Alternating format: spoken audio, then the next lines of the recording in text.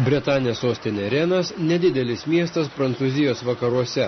Čia gyvena apie 220 tūkstančių žmonių, priskaičiuojant ir platesniam sostinės regionui priskiriamas gyvenvietės iki 400 tūkstančių.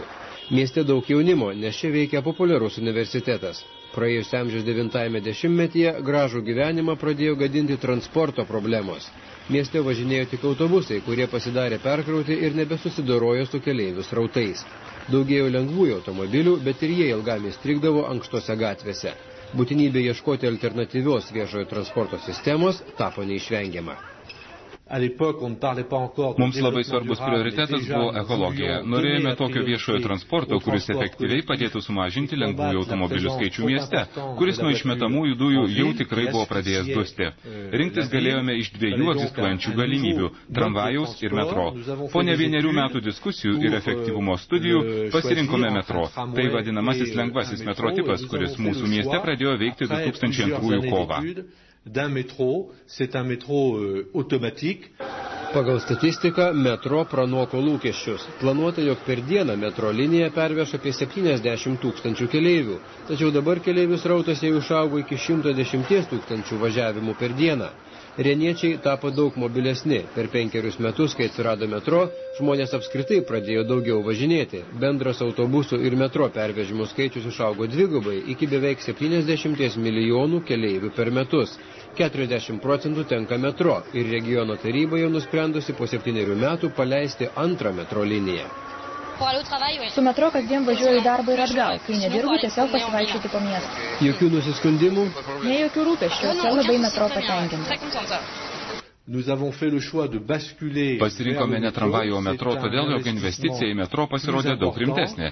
Metro daug pajėgesnis susidoroti su vis augančių miesto pervežimo poreikiu, o jo veikimas paprastesnis. Atsižvelgiant, kad tramvajus dalyvauja gatvės eisme, jie apsunkinta keleivių sodinimą ir išsodinimą, tramvajus smarkiai pralošia. Pastatyti metro miestui kainavo apie 500 milijonų eurų, skaičiuojant litais daugiau nei 1,5 milijardo. Vienam miestui tai didelė našta, tačiau prisidėjo ir Prancūzijos vyriausybė, paskolą suteikė Europos investicijų bankas, pritraukti ir privačių lėšų. Investicijos į metro yra didesnės nei tramvajų. Svarstant tai buvo svarbus argumentas, bet įvertinę visus argumentus priėjome išvados, jog metro yra 15% brangesnis. Tačiau įvertinus jo patikimumą, efektyvumą ir galimybę prisitaikyti prie augančių miesto poreikių, nusprendėme, jog ilgalaikėje perspektyvoje ši investicija yra racionalesnė, juk metro skirtas ilgiems dešimtmečiams. Mais c'est un investissement qui a une durée de vie beaucoup plus importante. Nemaža 9 km metro linijos dalis eina po senamiesčių, menančių viduramžius. Per 5 metus trukusias statybas, ši jautri architektūros paveldo teritorija buvo vienas sudėtingiausių etapų, tiesiant apie 4 km tunelių. Darbai po žeme senamiestyje visuomet delikatus atvejis, nes reikia turėti omenyje istorinių pastatų pamatus, negalima jų pažeisti. Todėl būtent pasirengimas šiems darbams, atliekant archeologinę ir techninę analizę, yra labai svarbu, nes senų pastatų pamatų būklė negali būti iš anksto tvirtai žinoma. Tiesiant vieną nedidelį tunelio ruožą, saugumo sumetimais net buvome nusprendę savaitei evakuoti vieno namo žmonės, dėl viso pikto. Darbai pavyko puikiai. Po namų prasikasime sėkmingai ir gyventojai ramiai grįžo. Metro, nors ir kainavo didelius pinigus, yra nenuostolingas, o atvirkščiai neša pelną ir padeda grąžinti skolas. Gali kilti įtarimų, ar ne per didelė tai našta keleivio kišeniai. Nebrangu, vienkartinis bilietas kainuoja apie €10, o su mėnesiniu bilietų kortelė dar pigiau. Ji tinka ne tik metro, bet ir autobusų visame mieste ir apylinkėse. Tikrai labai patogu. Elektroninė bilietų kortelė greitai išpopuliarėjo dėl savo paprastumo. Ja tereikia tik priglausti prie nuskaitimo aparato. Kortelės patogu ir automobilių vairuotojams, kurie iki galutinių stotelių atvažiuoja automobiliu iš tolimesnių apylinkių. Jų patogumui įrengtos 4 jungiamosios stovėjimo aikštelės, kurios veikia nuo ankstyvo ryto iki vidurnakčio, kaip ir metro. Aikštelės yra aprūpintos modernė stebėjimo ir saugos įranga, jos yra logiška jungiamoji grandis tarp privačių automobilių ir viešojo transporto.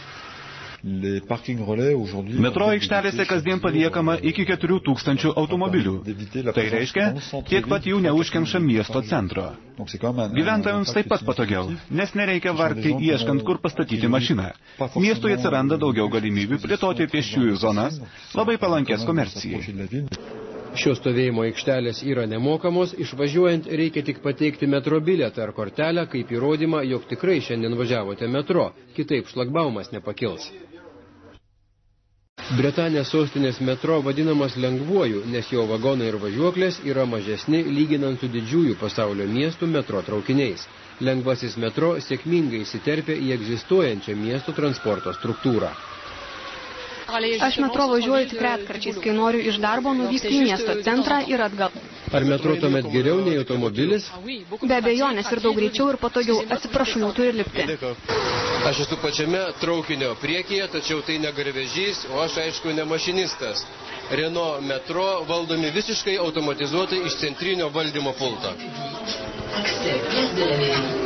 Kontrolės pulto dispečeriai per vaizdo kameras mato, kas vyksta kiekvienoje iš 15 stočių. Jie atsakingi, jog apie 20 traukinių kas pusantros minutės išvažiuotų į liniją. Vieną traukinį sudaro 2 vagonai, kuriuose telpa iki 150 žmonių. Šioje elektroninėje švieslentėje matome bendrą visos metro linijos vaizdą. Kiekvienas traukinys pažymėtas numeriu, galime matyti kiekvieno judėjimą ir nustatyti jo techninę būklę ir konkrečioje jo buvimo vietoje. Jei iškyla reikalas, tiksliai žinome, į kurią linijos vietą reikia pasiųsti priežiūros meistrą arba brigadą gedimui pašalinti. Toks operatyvumas būtinas, norint išsaugoti važiuoklės sveikas ir užtikrinti reguliarų automatinių traukinių eismą.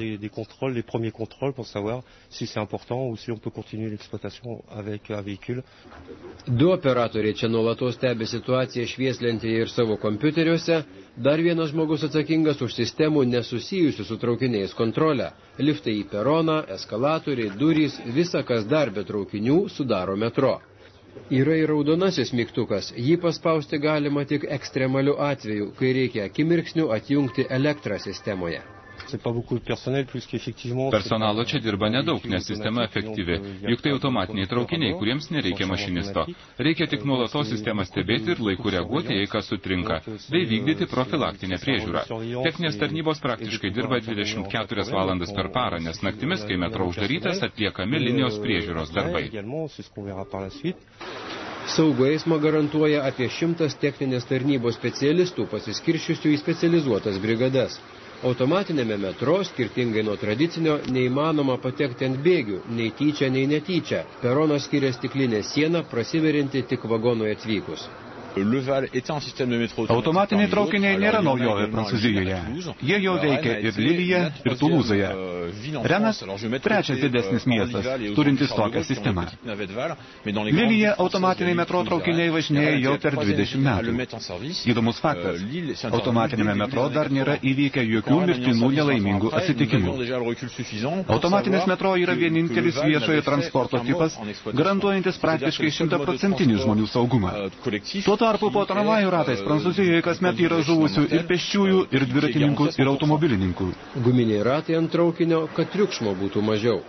Automatiniai traukiniai lenkia visą kitą transportą ir pagal naudingumo koeficientą. Jie juda, tai yra veža keleivius, beveik 90% viso savo darbo laiko. Atsiradus metro, laisviau pradėjo jaustis ir tie miestiečiai, kurių judėjimas anksčiau buvo ribotas. Ar su vežimėliu jums nekyla problemų metro? Jokių problemų. Visose stotyse liftai, labai patogu įvažiuoti. Ar dažnai tenka važiuoti? Keliauju ne kasdien, bet kartais iškyla poreikis važiuoti metro ir 2 kart per dieną. Būna, kad persėdu į metro tiesiai iš autobuso, jie irgi pritaikyti. Išlipus galutinėje Kenedžio stotelėje, eskalatorius užkelia į daugiabučių rajoną. Čia daugiausiai gyvena darbininkai, imigrantai ir socialiai remtini. Kol nebuvo metro, šį rajoną ir patys gyventojai vadino užkampiu. Dabar apie įėjimą į metro susiformavo pėsčiųjų zona, metro statiniuose atsirado kavinių bei parduotuvių.